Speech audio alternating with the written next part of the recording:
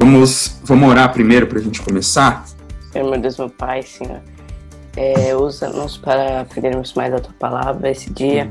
Usa o William para que através dele possamos aprender a Tua Palavra para andar no Teu caminho, Pai.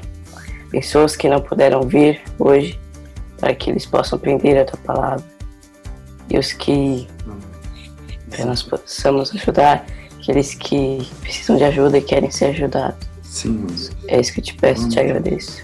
Em nome de Jesus. Amém. Vamos lá, continuar nossos estudos sobre a carta de Paulo aos Romanos. A gente vai estudar hoje. Vendo aí? Viseu de novo. Uma fotinho do exército romano. Qual que é a nossa ideia hoje? A gente vai passar um panorama geral da carta, ou seja, quando ela foi escrita, que assuntos ela fala. A gente vai passar um panorama geral do capítulo 1, que é o capítulo que a gente vai estudar hoje. Depois a gente vai fazer uma exegese do capítulo 1. Todo mundo sabe o que é exegese? Não. Não faço a menor ideia do que é isso. Exegese é quando você faz uma compreensão do texto. E essa é uma das matérias que a gente estuda quando a gente faz curso de teologia. Exegese. Certo? Então a gente vai fazer uma compreensão do capítulo 1 da carta de Paulo aos Romanos. Vamos lá então, panorama geral da carta. Então, esses 3 primeiros pontos a gente já falou semana passada, mas reforçando aqui para a gente relembrar, como o Hélio gosta de falar bastante na aula, vamos iniciar as sinapses cerebrais aí. Conexões cerebrais aí, que a gente acordou agora há pouco. Então, a carta de Paulo aos Romanos foi escrita entre 57 e 58 depois de Cristo. Lembra que a gente falou? Ele estava lá na região da Grécia, lá na Caia, e foi mais ou menos no fim da 3ª viagem missionária dele. Aí, ele pegou aquele texto que ele escreveu aos Gálatas lá, e aí ele deu uma ampliada, deu uma explicada naquele texto. E aí ele escreveu a carta aos Romanos. Qual que é o tema da carta? É a revelação da justiça de Deus. E a gente vai falar desse tema hoje, já logo no primeiro capítulo. E para quem que foi destinada a carta de Paulo aos Romanos? Aos cristãos da igreja de Roma. Os romanos da igreja de Roma. Muito bem, Pedro. Muito bem. E aí, vamos lá. O que essa carta fala? Então, do capítulo 1 ao capítulo 3, ela vai falar da perdição de todos os homens. Então, o que ela está falando aí? Que todos os homens estão corrompidos pelo pecado. Todos. Tem um versículo bem conhecido lá, que é Romanos 3, 23, né? Que fala que todos pecaram e destituídos estão da glória de Deus. Isso. Todos pecaram. Todos. Sem exceção. Certo? No capítulo 4, nos capítulos 4 e 5, aí ele vai falar da justificação pela fé. Fé em quê? Em Jesus Cristo. Nos capítulos 6 a 8, ele vai falar como que os justificados, ou aqueles que creem em Jesus pela fé, são santificados.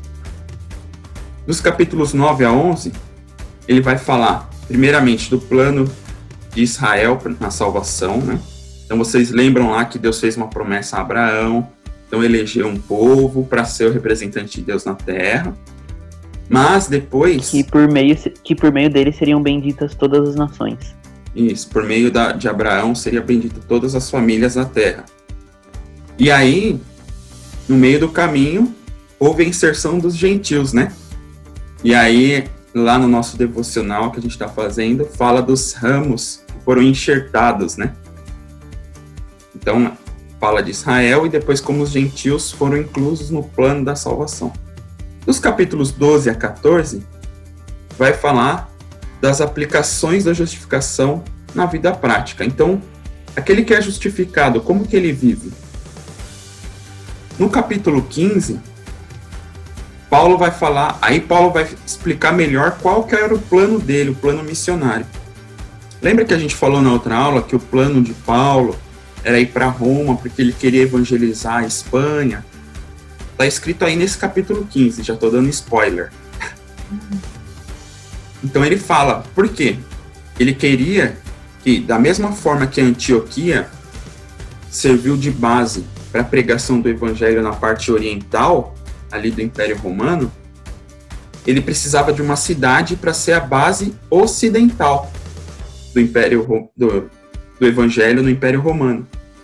E ali Roma estaria mais perto da Espanha ali, daquele lado que ele ainda não tinha ido evangelizar. E aí ele fala isso no capítulo 15, e no último capítulo ele dá as suas palavras finais e faz uma saudação. Tranquilo até aqui? Sim. Sim? Por enquanto eu tô tranquilo. Beleza. Sim. Agora a gente vai falar do capítulo 1, que é o tema da nossa aula de hoje. Está mais ou menos dividido o capítulo 1, e a gente vai tentar seguir a sequência aqui, tá? Então, no primeiro versículo, Paulo se apresenta. Dos versículos 2 ao 5, ele faz uma apresentação do Evangelho.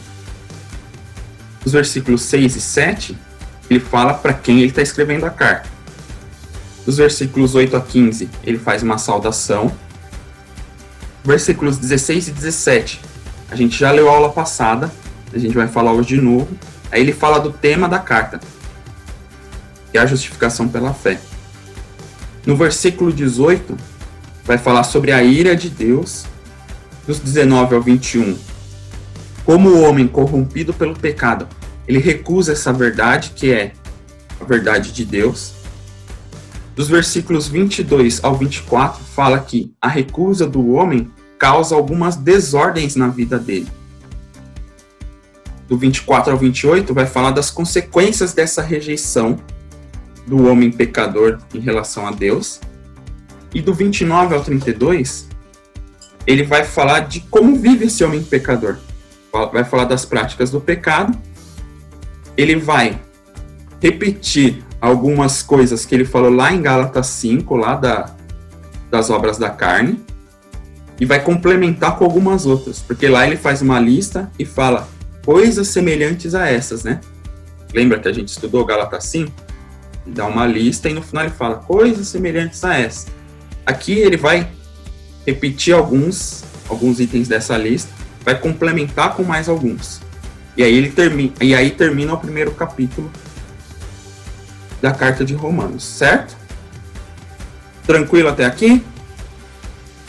Sim. Tranquilo. Vamos lá. Aí tem a foto 3x4 do nosso amigo Paulo. Certo? Certo. Pra tirar, Vocês conseguem- a identidade. A cidadania romana. É. Ele usou para a cidadania romana dele. Quem consegue ler o primeiro versículo aí? É o que? Eu, E aí, Mateus? Paulo, servo de Jesus Cristo, chamado para apóstolo, separado para o Evangelho de Deus. Aí ele se apresenta, né? As credenciais de Paulo aí no primeiro versículo, ele coloca 3 pontos importantes nessa sua credencial. Primeiro, a palavra servo. Embora as versões em português traduzam a palavra como servo, a palavra original no grego é a palavra doulos. Quem sabe o que significa essa palavra? Servo. Servo? Uhum. Escravo. Escravo. A palavra doulos, ela significa escravo. Então as versões em português costumam amenizar um pouco, falar assim: Paulo, servo de Jesus Cristo. Mas o original, Paulo está falando: eu sou escravo de Jesus. E o que significa ele falar que ele é um escravo de Jesus? Significa que ele está totalmente à disposição de Deus para fazer o que Deus mandar. E a gente tem que aprender. Só nesse versículo aqui a gente tem muito para aprender, né? Porque a gente quer servir a Deus, mas a gente quer ser dono da nossa própria razão, dono da nossa própria vida. A gente quer que o evangelho se adapte ao que a gente pensa, ao que a gente acha. E não é assim, né? Paulo mostra aqui que ele estava à disposição de Deus para falar o que tinha que ser falado, para fazer o que tinha que ser feito. Essa é a posição de Paulo. Então, logo de cara, ele já fala assim, ó, sou servo, sou um escravo. Então, estou aqui à disposição de Deus e à disposição de Jesus Cristo para fazer o que for necessário. Ciência fala que ele é um apóstolo. Quando a gente fala de apóstolo, a gente até falou lá em Gálatas, né? Quer dizer que Paulo está falando o quê? Que ele foi comissionado. O apóstolo é alguém que foi comissionado, né? E mais do que isso, ele está falando que ele foi comissionado, ou seja, ele foi enviado, e que ele tem todos os poderes garantidos pelo seu superior. Quem era o superior de Paulo? Jesus. Jesus. Então, Paulo foi enviado por Jesus Cristo para pregar o evangelho aos gentios, e ele tinha toda a autoridade para pregar esse evangelho. E aí ele termina falando que ele estava separado para o evangelho de Deus. Fala de propósito. Então ele estava como servo, como escravo, totalmente à disposição. Mas ele tinha sido enviado pelo próprio Jesus, com a autoridade dele, para pregar o evangelho de Deus. Então, separado para o evangelho fala de propósito. Qual que era o propósito dele? Pregar o evangelho de Deus. É assim que Paulo se apresenta. Então tá aí o RG de Paulo. Certo? Certo. Certo. Certo. Vamos lá. Versículos 2 a 5. Quem pode ler? Eu leio, calma aí. É pequeno na tela, gente? Vai ter uma hora que vai ficar pequeno, tá? Então é bom Tá. vocês estarem com a Bíblia aí também, mesmo que seja em outra versão. Mas se der para ler aí, pode ler. Que versão é essa? Essa é a versão... Nem sei. Vai lá, Mari. Acho que é NVT essa daqui. Tá. O qual antes havia prometido pelos seus profetas nas Santas Escrituras, acerca de seu filho, que nasceu da descendência de Davi segundo a carne, declarando Filho de Deus em poder, segundo o Espírito de santificação, pela ressurreição dos mortos, Jesus Cristo, nosso Senhor, pelo qual recebemos a graça e o apostolado para a obediência da fé entre todas as gentes pelo seu nome. Amém. Então aqui, dos versículos 2 ao 5, no versículo 2, Deus promete a manifestação da sua justiça. O que é a manifestação da justiça de Deus? O que ele prometeu Então, aí? Que Jesus iria vir. Exatamente. Que Graça. iria vir um Messias. Queria vir um Messias Graça que iria, será manifestado. se libertar o povo de Israel, eles achavam. Isso. Então, a Escritura promete que Jesus viria, que viria o Messias. E depois a Bíblia fala que a graça se há manifestado. Olha que interessante, a graça é o substantivo feminino, né? Mas a Bíblia fala, a graça se há manifestado, não tá errado? Então, mas é que, tipo, nessa, eu não sei se tá certo, tá? Mas essa graça aí significava, digamos que Jesus, como se Jesus fosse a graça que iria fazer com que nós pudéssemos ser perdoados? Jesus é a manifestação da graça. Então, se há manifestado, trazendo salvação a todos os homens. Então, a justiça de Deus se manifesta através de Jesus Cristo, do sacrifício de Jesus na cruz do Calvário. É através desse sacrifício que nós somos justificados. Certo? Aí no versículo 3 e 4, vai falar da natureza humana e divina de Jesus. Então ele fala aí que Jesus é descendência de Davi segundo a carne. Então fala que Jesus tem uma natureza humana.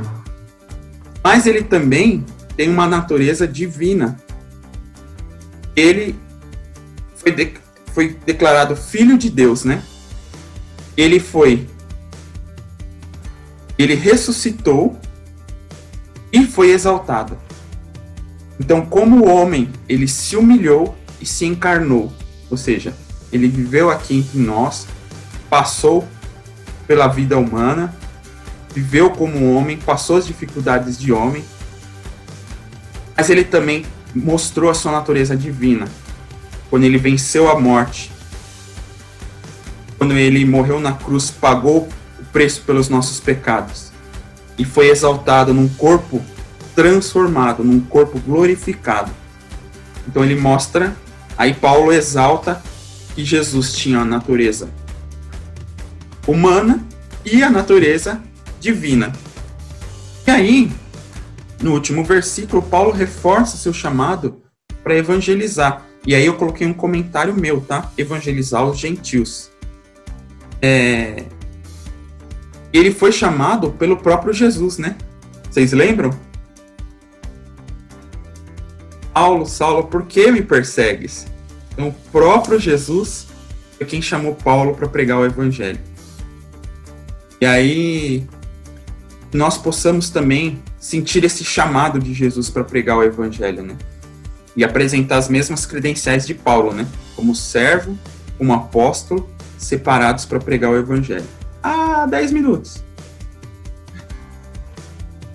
Vamos seguir até dar o tempo aqui. Versículos 6 e 7. E aí, Paulo fala dos destinatários da carta. Quem consegue ler aí, versículos 6 e 7? Eu. Leia. Entre as quais sois também vós chamados para serdes de Jesus Cristo. A todos que estáis em Roma, amados de Deus, chamados santos, graça e paz de Deus, Pai e do Senhor Jesus Cristo. Então aí, Paulo começa enfatizando o chamado da igreja romana. Esse chamado inicial é para conversão. Então ele fala, vocês foram chamados. Então, eles deram o primeiro passo, que foi se converter. E aí, Paulo também fala que todos foram chamados, né? A todos que estáis em Roma.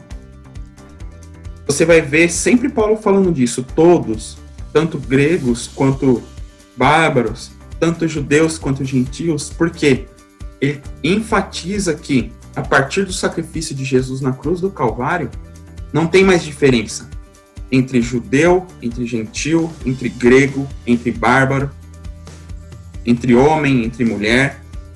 Todos foram chamados para a salvação, certo? Então aqui Paulo fala, todos vocês que estão em Roma foram chamados por Deus. E aí ele fala que foram chamados santos, né? Paulo, vamos lembrar aqui da trajetória dele que a gente falou na aula passada, que a gente falou no livro de Gálatas. Paulo, ele era judeu, certo? E além de ser judeu, ele começa com Fá e termina com Urizeu. Fariseu. Olha que beleza, hein? Olha, gente, era muito fariseu. E ele era um profundo conhecedor da palavra. E ele estava acostumado com essas expressões, santos, eleitos, escolhidos. Por quê? Porque o povo judeu tinha sido o povo eleito, escolhido, separado por Deus para ser o representante de Deus na terra.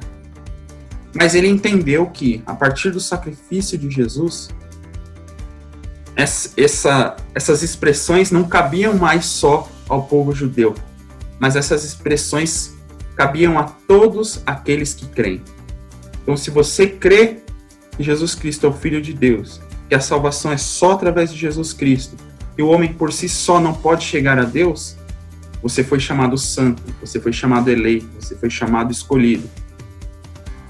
E aqui Paulo enfatiza isso para os romanos, vocês também são santos, vocês também são eleitos, vocês também são escolhidos de Deus.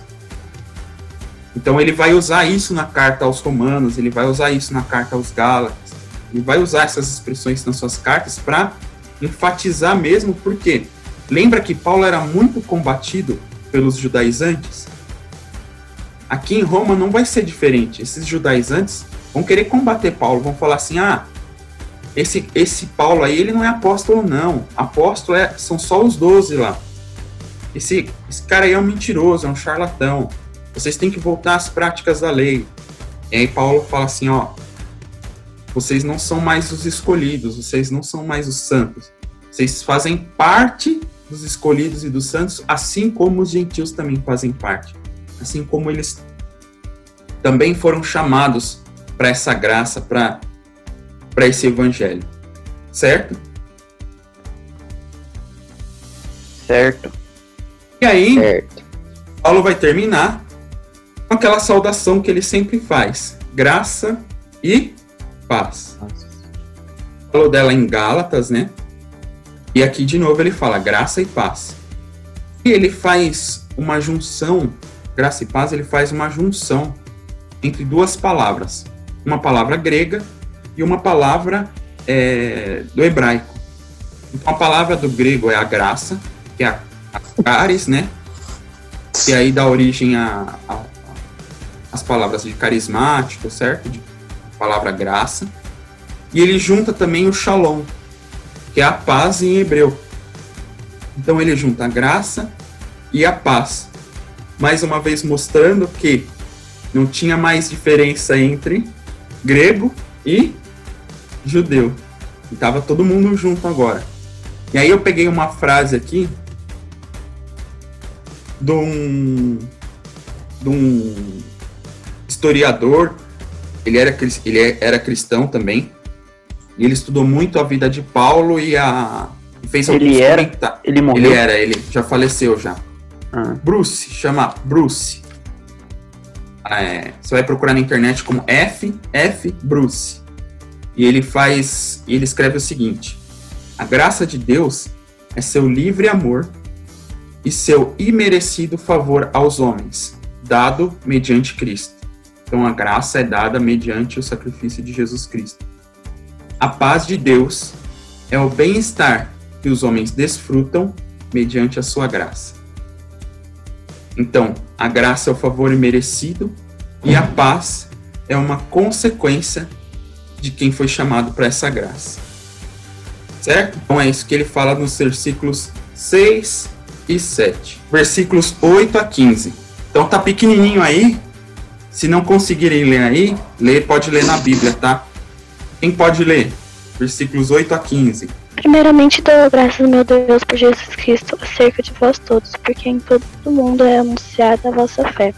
Porque Deus a quem sirvo é meu espírito no evangelho de seu Filho. Minha testemunha, como incessantemente faço menção de vós, pedindo sempre em minhas orações que, em algum tempo, pela vontade de Deus, se me ofereça boa ocasião de ir para ter convosco. Porque desejo ver-vos para vos comunicar algum dom espiritual, a fim de que sejas confortado. Isto é, para que eu junte convosco e eu seja consolado pela fé mútua, tanto vossa como minha. Não quero, porém, irmãos, que ignores que muitas vezes procure ter convosco, para também ter em vós algum fruto, como também entre os demais gentios. Eu sou devedor tanto a gregos como a bárbaros, tanto a sábios como ignorantes. E assim, quando está em mim, estou pronto para também vos anunciar o evangelho a vós que estáis em Roma. Bom, aqui, obrigado, Isa. Aqui Paulo faz uma saudação aos irmãos de Roma, certo? Ele começa fazendo, nos versículos 8 a 10, uma oração de gratidão, ou ação de graças, pela fé dos cristãos de Roma. E aí ele fala que a fé deles era conhecida em todo o mundo. Então ele agradece a Deus pela fé dos irmãos que estavam em Roma. Lembra que a gente deu 3 possibilidades da formação da igreja de Roma? Lembram da aula passada? Mais ou menos. A primeira era que a igreja Roma, para os católicos, a igreja de Roma foi fundada por São Pedro, né? Pedro, isso aí. Pedro aí depois a outra foi que os hebreus, os judeus, né, se converteram Alguns tipo, gentios abriram igrejas lá. Isso. Aí Por causa dos Pentecostes. Isso, no dia de Pentecostes. 30 depois de Cristo, no dia de Pentecostes. Tinha muita gente lá que ouviu a pregação, né, de Pedro e se converteu. E aí fala que a teoria mais aceita é essa, tá? De que foram os que se converteram no dia de Pentecostes, voltaram para Roma e fundaram uma igreja. E a outra é que foram alguns convertidos durante as primeiras viagens missionárias de Paulo. Mas a versão mais aceita entre os teólogos, tá?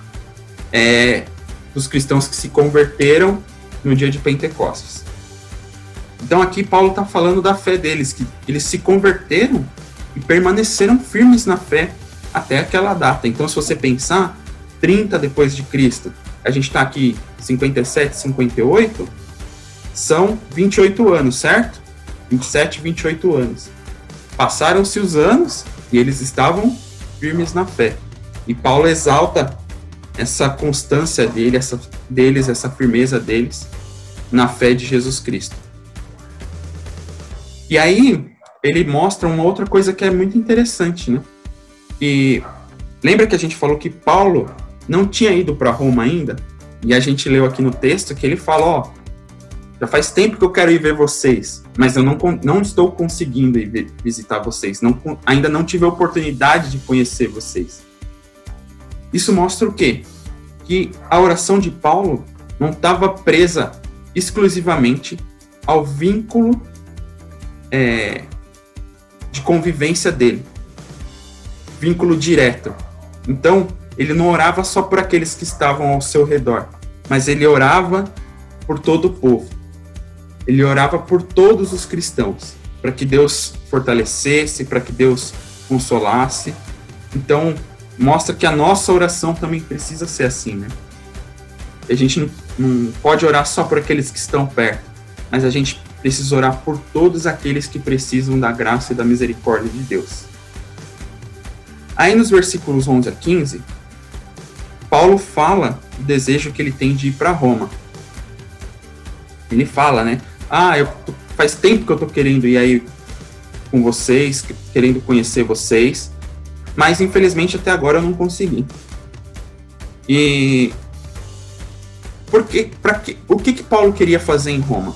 A gente já falou aqui que ele queria que Roma fosse a base do evangelho ali na parte ocidental do Império Romano, mas ele queria fazer uma coisa muito importante que a gente precisa fazer também, que é ajudar e ser ajudado. Que é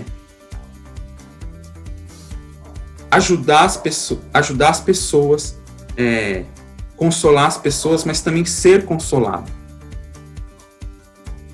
Ajudar as pessoas no crescimento em Cristo, mas também ser ajudado nesse crescimento. Paulo mostra aí que, embora ele tenha sido o escolhido de Deus para pregar o evangelho, ele também precisava de ajuda, porque ele era homem. E ele mostra pra gente que nós precisamos ajudar e ser ajudados também. E aí ele fala que ele quer compartilhar, né, algum fruto, algum dom espiritual com eles e também conhecer alguma coisa que eles têm lá que Paulo ainda não conhece ou que Paulo precisa crescer. Isso fala muito da importância de conviver em comunidade, da importância que a gente tem de congregar numa igreja. Então Paulo está mostrando aqui que é importantíssimo nós convivermos com outras pessoas, estarmos no meio da igreja, para que a gente possa crescer junto, crescer espiritualmente. E aí, falando da pandemia, né? Embora a gente tenha o recurso dos cultos online, a gente vê como faz falta estar na igreja, né? A gente sente falta de estar na igreja, sente falta dos nossos amigos, né? De estar junto com os nossos amigos, nossos irmãos, conversando, confraternizando, né? E esse tempo de isolamento só faz a gente perceber e dar mais importância a essas palavras de Paulo, né? Então, que a nossa oração esteja em favor daqueles que também não estão ao nosso redor, né? Não estão diretamente ligados a nós, E que a gente possa sempre ter isso em mente. Quando eu estiver com meu amigo, quando eu estiver com uma pessoa, eu tenho que fazê-la crescer em Cristo. E eu também preciso aprender. Preciso receber também, porque eu sou homem.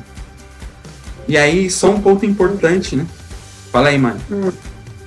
Esse exemplo que Paulo deu da importância de você orar por pessoas pelos irmãos que não têm uma convivência com a gente também, a gente deve ter como exemplo para orar pela igreja perseguida, né? Que é muito importante. Igreja perseguida, os missionários que estão lá, pessoas que estão passando por necessidade, a gente não sabe, mas Deus conhece. Deus possa nos abençoar para que a gente possa compartilhar também, né? Não só compartilhar a fé, mas compartilhar fisicamente mesmo. Então tem gente que não tem o que comer. Deus possa nos abençoar para que a gente possa compartilhar com eles aquilo que a gente tem.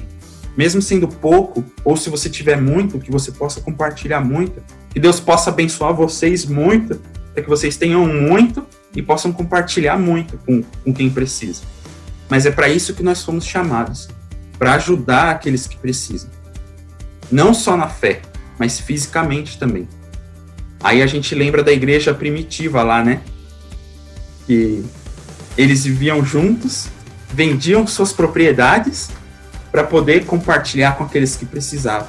Então que a gente possa ter esse exemplo sempre em nossa mente, que é orar e estender a mão também. Orar e agir, né? E aí, a gente chega no tema da carta. Quem consegue ler aí? Romanos 1, 16 e 17. Posso ler? Pode. Tá, porque não me envergonho do Evangelho de Cristo, pois é o poder de Deus para a salvação de aquele que crê, primeiro do judeu e também do grego, porque nele se descobre a justiça de Deus de fé em fé, como está escrito, mas o justo viverá pela fé.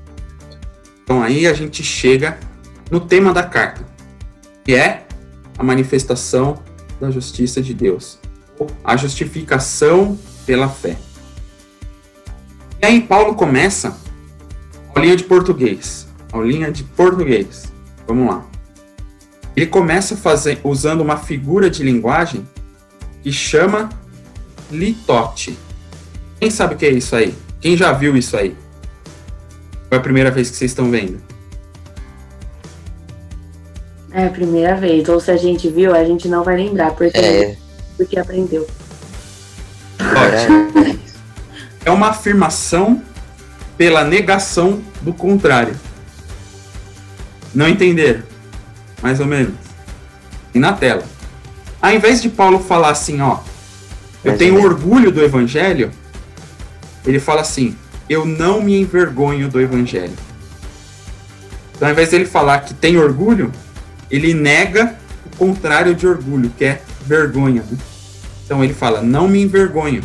Mas ele poderia substituir por, eu tenho orgulho do evangelho de Cristo.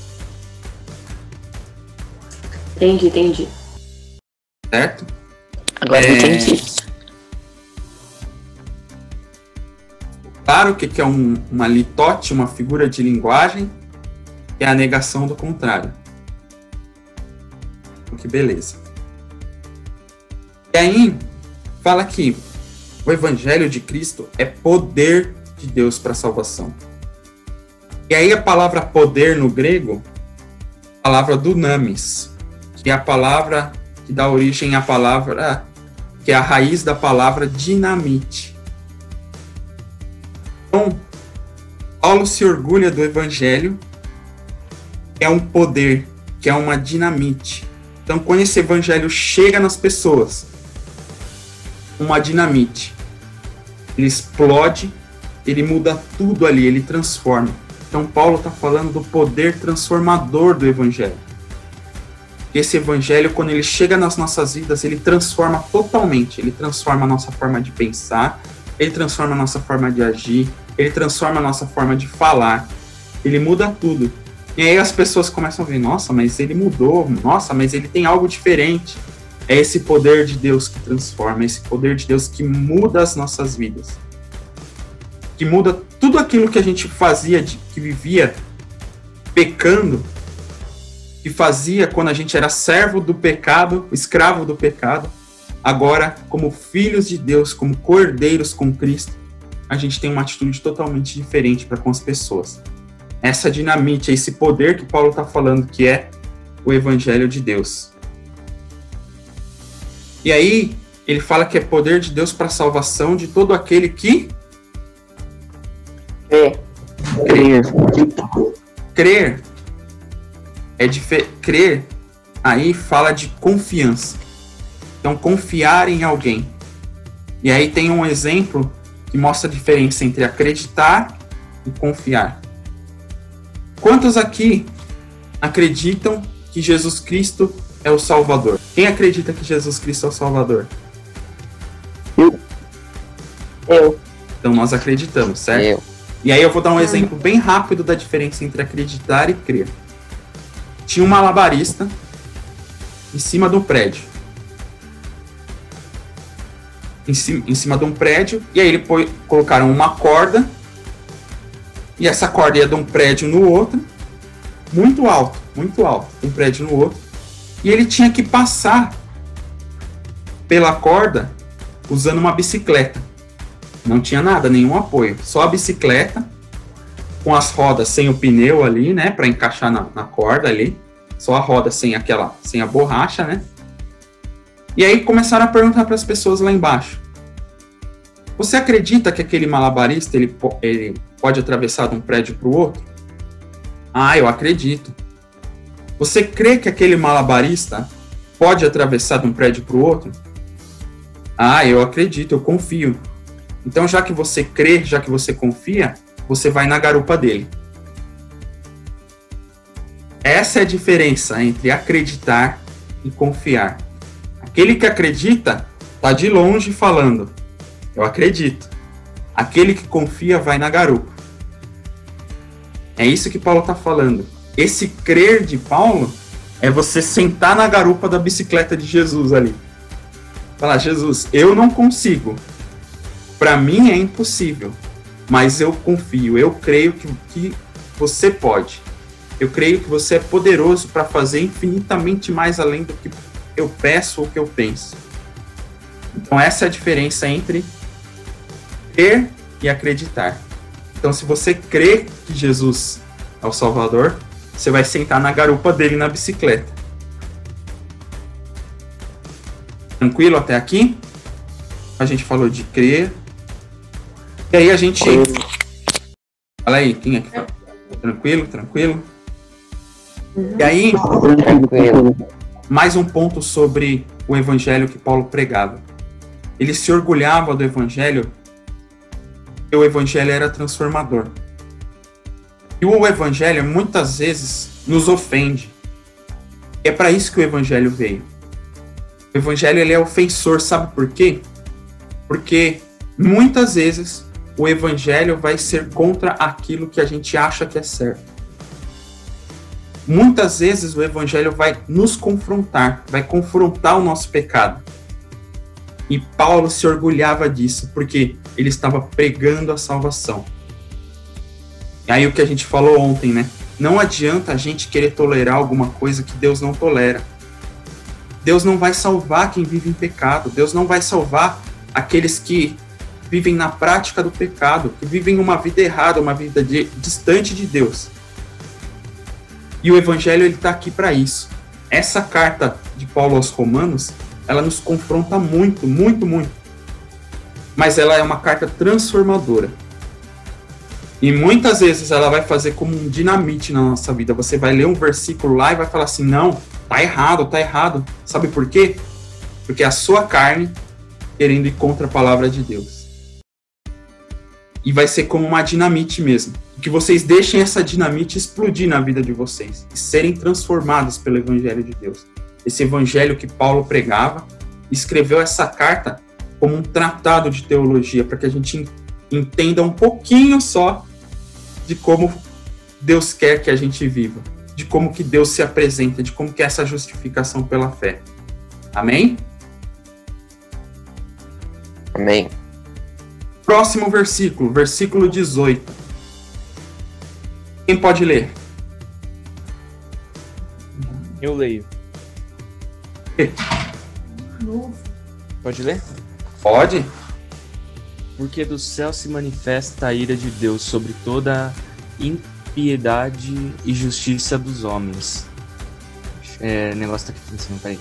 Homens que detêm a verdade e injustiça. Então esse versículo é um versículo muito importante para a gente compreender o que é a ira de Deus. Aqui Paulo começa a expor uma doutrina que é muito importante para nós, que é a doutrina do pecado, que é a doutrina da depravação total. Opa, agora tem a propaganda, ó. Momento merchan. Momento merchan. Quem assistiu a aula do Alexandre também? Aí, Alexandre, fazendo merchan aqui, ó. O que é essa doutrina da depravação total? A gente já comentou ela aqui, mas vamos de novo.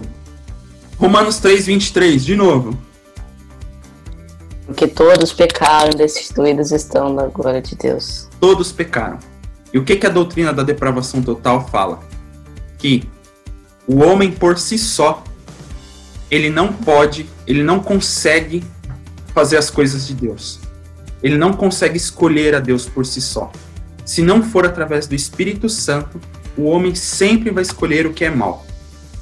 Se não for através do Espírito Santo, o homem sempre vai se afastar de Deus.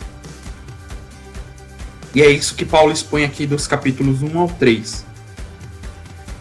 E infelizmente é a verdade. O homem por si só, ele não pode escolher aquilo que é bom. Ele não pode fazer aquilo que é bom. Ele não pode fazer aquilo que agrada a Deus. O homem foi corrompido pelo pecado. E só através do Espírito Santo, só através da revelação da verdade, através do Espírito Santo, através do conhecimento da palavra de Deus, é que a gente consegue escolher o lado bom. Que a gente consegue praticar coisas que agradam a Deus. E aqui Paulo fala da manifestação da ira de Deus. O que é essa ira de Deus? A ira de Deus é a manifestação da sua santidade. E aqui o versículo deixa bem claro que a ira de Deus se manifesta contra o quê? Toda impiedade e injustiça. Na verdade, essa ira de Deus é a manifestação da sua santidade. Deus é infinitamente santo, Deus não tolera pecado. A gente falou ontem, né? Não existe pecadinho e pecadão para Deus. Por quê? Porque Deus é infinitamente santo. Imagina você... Tem algum amigo muito alto? Vamos imaginar a gente e o William Wagner. Todo mundo conhece o William Wagner, né? Sim. Quem aqui tiver menos de 1,80 m e chegar perto do William Wagner vai se achar um anão. Certo? Certo. Agora, imagina eu, você e o William Wagner do lado de um prédio de 100 andares. Qual é a diferença entre eu, você e o William Wagner em relação à altura para esse prédio de 100 andares? Tanto faz, né? Todos que vão estar ali do lado vão ser anão. A santidade de Deus é a mesma coisa. Então, os pecados têm consequências. A diferença... Você cometer um assassinato ou você falar uma mentira tem consequências diferentes para nós seres humanos. Mas para Deus, Deus é infinitamente santo. Então não importa se é um pecadinho desse tamanho, com uma consequênciazinha desse tamanho, ou se é um pecadão gigante com uma consequência enorme. Para Deus não faz diferença, é tudo pecado. É exatamente esse exemplo do prédio de 100 andares para as pessoas. Tanto faz se a pessoa tem 2 metros, 1,50 m. São todas pessoas. Para Deus, da mesma forma. Se é um pecado com uma consequência pequena ou grande, é tudo pecado. E a ira de Deus vai se manifestar contra todo pecado, toda impiedade e injustiça. Certo? Então a ira de Deus é a manifestação da sua justiça. Deus não tolera pecado. E aí, o hino da harpa cristã começa, para mim ele começa muito bem. é o hino 422. Ele começa falando assim: no céu não entra pecado. Lembraram desse hino? O céu não Sim. entra pecado. Exatamente. O no favorito da minha mãe, da harpa. Não adianta a gente querer tolerar e passar a mão na cabeça de algo que Deus não tolera. Deus não tolera pecado. No céu não entra pecado. Só cabe a nós aceitarmos como servos, né, como Paulo, e pregar esse evangelho, que é uma dinamite, e ele vai explodir. Então estejam prontos e preparados para essa explosão. Nos versículos 19 a 21, vai falar da recusa do homem à verdade. Quem pode ler aí? E eu vou ter que correr. Romanos 1, 19 e 21. Aí. Porquanto que o que de Deus se pode conhecer, nele se manifesta, porque Deus se manifestou. Porque essas coisas invisíveis, desde a criação do mundo, tanto o seu eterno poder como a sua divindade se entendem e claramente se veem pelas coisas que estão criadas, para que eles fiquem inexcusáveis. Portanto, tendo conhecido a Deus, não o glorificaram como Deus, nem lhe deram graças. Antes, em seus discursos, se desvaneceram e seu coração insensato desvaneceram e seu coração insensato se obscureceu. Certo. Então aí, do 19 ao 21, vai falar o seguinte. Ele começa falando que o homem, ele dominado pelo pecado, ele rejeita a Deus e a sua justiça, mesmo ela estando manifestada na criação. Então, a criação mostra a glória de Deus. Salmo 19, né? Os céus manifestam a glória de Deus. Então, as coisas, a criação mostra a glória, mostra a justiça de Deus. Mas o homem cheio do pecado, ele não consegue conhecer ou reconhecer Deus nas coisas criadas. E aí uma coisa importante: o homem pode negar e pode rejeitar o conhecimento da justiça de Deus, mas ele não pode evitar. E aí Paulo fala aí, a criação mostra a manifestação da justiça de Deus. Você pode negar, você pode rejeitar, mas você não pode evitar. Então ninguém vai chegar no céu e falar assim: eu não sabia. Sabia sim, porque a glória de Deus se há manifestado. A glória de Deus já se manifestou através da criação. E aí, Paulo explica por que as pessoas não reconhecem a Deus, ou não reconhecem a justiça de Deus. Porque o coração delas está cheio de pecado. É um coração obscuro. E, pior do que ser um coração obscuro, é um coração que luta contra Deus. Ou seja, ele se desvanece nos seus discursos. Ele vai falar coisas contra Deus, contra a Bíblia, contra a palavra de Deus, contra a pregação do Evangelho. Certo? Vamos correr, 22 a 24. Quem pode ler? Deixa eu ler. Leia. E dizendo-se sábios, tornaram-se loucos, e mudaram a glória de Deus incorruptível em semelhança da imagem de homem corruptível, e de aves, de quadrúpedes e de répteis.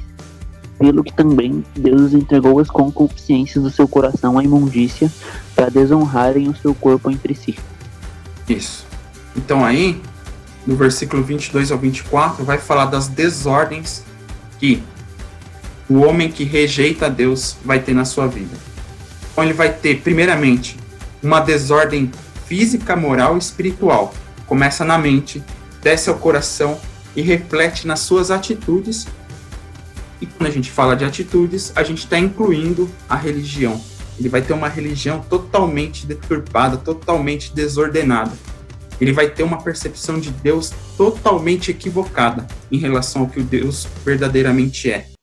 Isso aí vai afetar a relação do homem, primeiramente com Deus, depois consigo mesmo e com o seu próximo. No relacionamento com Deus, Paulo fala aí que ao invés de adorar o Criador, a pessoa passa a adorar a criação. E aí, uma leitura para vocês fazerem em casa, Salmos 105 e 106. O salmista vai contar uma breve história do povo hebreu, desde a saída desde Abraão até a chegada à terra de Canaã, e vai mostrar que lá naquela época eles já estavam com o coração obscuro. Moisés subiu para o monte, o que eles fizeram? Um bezerro de ouro. O homem tem essa necessidade de adorar. Se ele não adora a Deus, ele vai adorar a criação e não o Criador. A sua vida física é afetada porque ele vai se tornar escravo dos seus desejos, ele vai se tornar escravo das suas vontades, e não vai fazer a vontade de Deus. E aí ele vive no pecado, né? Vive no pecado. Por aquilo que você é vencido, você se torna escravo. Paulo fala, né? E na relação com o próximo também. Quando a gente não tem uma percepção correta do que é Deus, quando a gente não entende o que é Deus, a Bíblia mostra que uma das primeiras coisas que é afetada é o nosso entendimento sobre o sexo, e aquilo que a gente falou ontem. Quando a pessoa não entende o que realmente Deus é, o que realmente Deus faz, o que realmente é o Evangelho, ela vai ter uma percepção totalmente deturpada do que é o sexo, do que é a relação sexual. E aí Paulo vai continuar falando aí depois do que essas pessoas fizeram, né? E aí, no versículo 24, ele começa falando das consequências dessa visão deturpada do que é Deus. Então, a primeira consequência, vamos seguir aí, é que Deus... A primeira consequência, não. No geral, o que Deus faz quando a pessoa não o reconhece? Deus entrega a pessoa à própria sorte. É coisa pior do que você viver sem o amor, sem a graça, sem a misericórdia de Deus? Imagina o seguinte, vocês agora falam assim para os seus pais: eu vou viver por conta própria. Ai, tava todo mundo morto. Vocês vão ter que não ia procurar dar muito certo, não. Vocês vão ter que procurar um emprego, vocês vão ter que procurar casa, vocês vão ter que se virar com roupa e tudo. O homem no pecado, ele faz exatamente isso. Ele tá falando para Deus, ó, eu tenho minhas convicções, eu tenho minhas certezas, eu não concordo com a Bíblia, eu não concordo com o que está escrito. Deus fala assim, então tá bom, pode viver do jeito que você quiser. E aí, a primeira consequência é que Deus entrega a pessoa à própria imundície.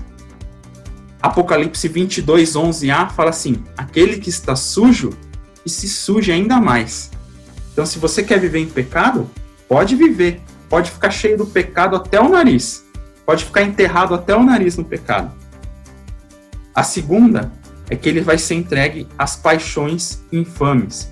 1 Coríntios 6, 8 fala disso, que aquele que comete pecado sexual, ele está cometendo um pecado contra o próprio corpo. E além disso, Deus vai entregar eles a um sentimento perverso. Tô correndo pra gente acabar, tá? A gente tem 5 minutos. Depois eu vou mandar o material para vocês aí, tá? Então, nos versículos 24 a 28, vai falar da consequência dessa rejeição a Deus. Ou seja, estamos entregues à nossa própria sorte. E aí, para sentimentos perversos, eu coloquei as referências aí. Gálatas 5, 17 a 21, que são as obras da carne. E aí, 2 Pedro, deu aqui? 2 Pedro 2, 19b. Depois vocês leiam em casa, tá? E aí, a gente chega na última parte, que é os versículos 29 a 32. Esse aí eu quero que alguém leia, pra gente terminar. Posso ler? Pode ler, pode ler. Estando cheios de toda iniquidade, prostituição, malícia, avareza e maldade, cheias de inveja, homicídio, contenda, engano, malignidade, sendo murmuradores, detratores, aborrecedores de Deus, injuriadores, soberbos, presunçosos, inventores de males, desobedientes ao pai e à mãe, nécios, infiéis nos contratos, sem afeição natural, irreconciliáveis, sem misericórdia, os quais, reconhecendo a justiça de Deus, que são dignos de morte, os que tais coisas praticam, não somente as fazem, mas também consentem que as fazem. Amém. Então aí, Paulo, ele repete alguns termos,